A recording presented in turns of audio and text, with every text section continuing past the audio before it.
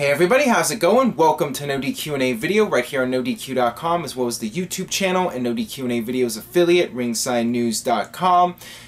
We are just 1 week away now until WWE Hell in the Cell. NoDQ.com has got you covered with the latest news, rumors, and of course, live results coverage. So check out NoDQ.com for all that, and let's get down to your questions now. First one today comes from Brandon. Hey Aaron, how would you book Kevin Owens as IC champion from Hell in the Cell till WrestleMania 32? Please answer in video. I recently got a question about Sami Zayn coming back and having a feud with Kevin Owens, and that is what I feel should be the IC title match at WrestleMania. I think that you can continue that feud from NXT, and you can use Sami Zayn against Kevin Owens as a way to elevate not just Sami Zayn, but Kevin Owens, both of them. You can elevate both guys by letting them go out there with no limitations and have a great match at WrestleMania and make the IC title the workhorse title again. So how would I book Kevin Owens until WrestleMania 32? Have him go on a rampage. And when you look at Kevin Owens versus Sami Zayn, Kevin Owens is the bully and Sami Zayn is the smaller guy that's fighting for all those people out there that are against bullying and want to stand up to bullies. So that is the kind of storyline that I would present. I would have Kevin Owens bully people, just throw his weight around, literally, and get in people's faces and wreak havoc. And then at the Royal Rumble, Sami Zayn makes his return, and you set up the match for WrestleMania. So that's what I would do, just make Kevin Owens the ultimate bully, and have Sami Zayn come back, the smaller guy, getting his revenge on the big, larger bully. Alright, this one comes from Beast Slayer. If you could book the finish, The Undertaker versus Brock Lesnar in Hell in a Cell, how would you do it? I would have Brock Lesnar win clean. I think Brock Lesnar should beat The Undertaker, and I think it should be decisive. I know a lot of Undertaker fans would not like that, but I think you have to look towards the future. Brock Lesnar is very valuable to WWE, and yes, Undertaker is an all-time legend, and you can still bring him back for one more WrestleMania, maybe even 2 WrestleManias, depending on how long he wants to continue. But I think the real value right now is with Brock Lesnar, and there are still matchups you can do with Brock Lesnar that could be big money makers in WWE. I think he's the guy you need to protect. So I would go with Brock Lesnar destroying The Undertaker at Hell in the Cell and getting a clean win. Alright, this one comes from ZimWorld666. Hey Aaron, would I be wrong to say that Undertaker is better than Hogan? Please answer in video. Better in what regard? In terms of longevity in WWE? It's hard to say because Hogan had a very long run. However, Undertaker has had a longer run in WWE. Hogan did have that run in WCW. Both of them have had a lot of longevity. So it's hard to say who was better in that regard. Who was better in the ring?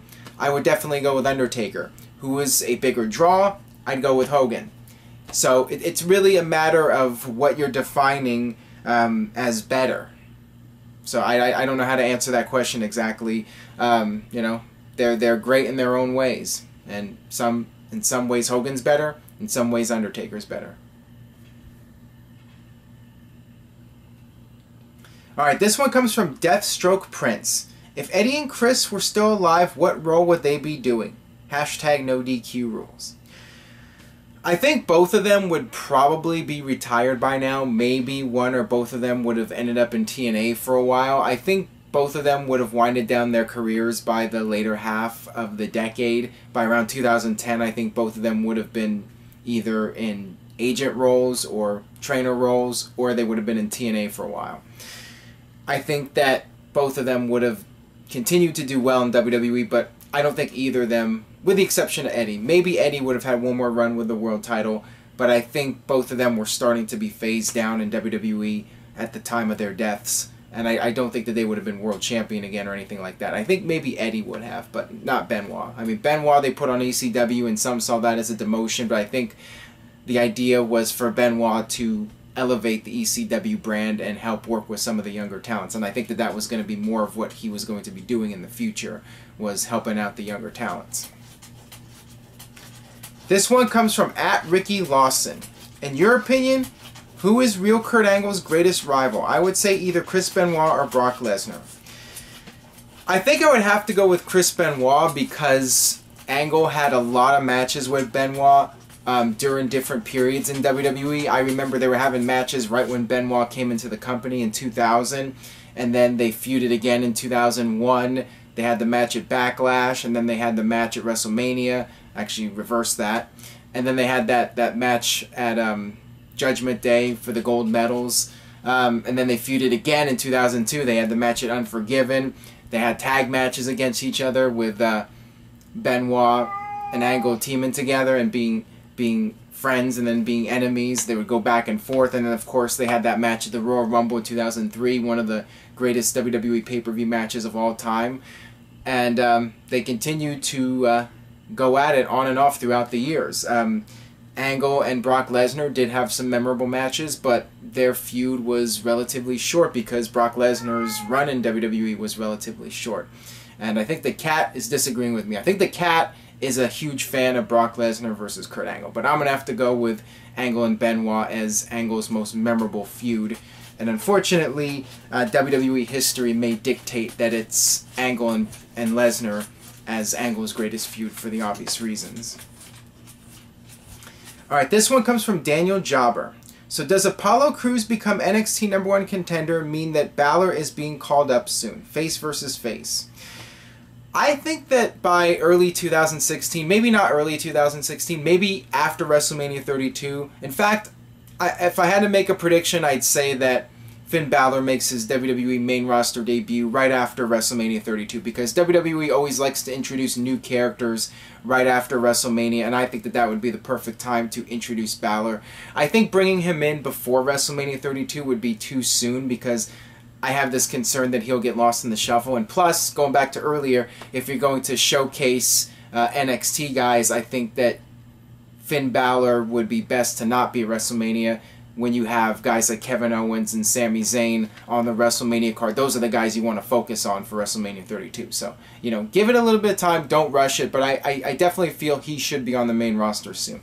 So, would not surprise me if Apollo Crews does become the next NXT champion. To me, that makes a lot of sense because he's the guy right now that WWE is really high on, and they want to build him up. And Finn Balor's ready. He's been ready. It's going to be time pretty soon for him to debut on the main roster. Alright, this one comes from Thomas Scott. Does WWE focus too much time on older talent like Big Show, Kane, and Undertaker, and Lesnar, and not enough on the future talent? Yeah, they do, and that's the problem in WWE is that they focus on the part-timers instead of your future superstars. But then again, WWE really hasn't created the next John Cena, or the next Steve Austin, or the next Rock, and therefore they have to keep relying on those part-timers to headline the pay-per-views. WWE's in a tough spot right now. They really need to create new superstars, new top-level superstars, not just a superstar, but a main event superstar that can carry the company, and they haven't done that in a very long time. So, you know, for these big events, they feel the necessity to bring back the past talents in order to sell the pay-per-views and get more people subscribing to the network and all that. That's why they bring back Undertaker. That's why they bring back Brock Lesnar. But Brock Lesnar has value. He is still arguably in his prime. He can go out there and still put on amazing performances, and he's a big asset to WWE. So I don't blame them for having him around.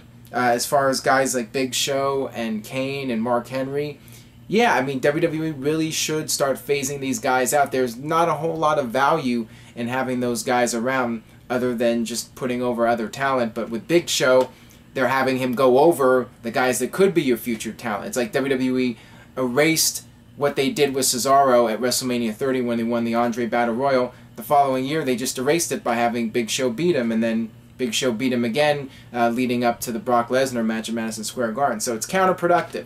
Definitely counterproductive keeping guys like Big Show and Kane around and not having them elevate the younger talent.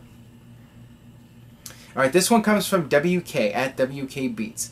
Hey Aaron, do you think that Gail Kim was ahead of her time in WWE, and do you think WWE would ever re-sign her?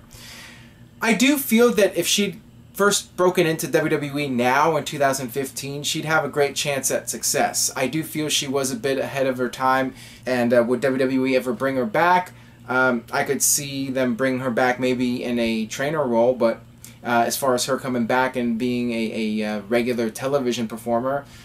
They just have so many women that are on the rise in WWE, and you know, they're always looking for younger women to bring up to the main roster. And Gail Kim's been around for a long time, and you know, the women in WWE tend not to have very long shelf lives. So they could bring her back in some kind of role, but I'd be surprised if they actually brought her back and she was actually wrestling on the main roster. But stranger things have happened, so never say never. Alright, this one comes from Mark at Hardcore Ref. Do you see a Diva winning a future Royal Rumble match and having the first Diva main event at WrestleMania? No and no. I think I answered a similar question on a previous video. I feel that maybe one day at a Battleground pay-per-view we'll see a Diva headline the pay-per-view, but to me it's going to be a long shot for a Diva to win the Royal Rumble and main event WrestleMania. Unless it's Ronda Rousey, I would be shocked if it happens anytime soon, if that ever. Alright, that'll wrap it up for this edition of NoDQ&A video. Thanks as always for watching. Subscribe at youtube.com/NoDQCAW. Stay tuned for more videos, and I will see you guys next time.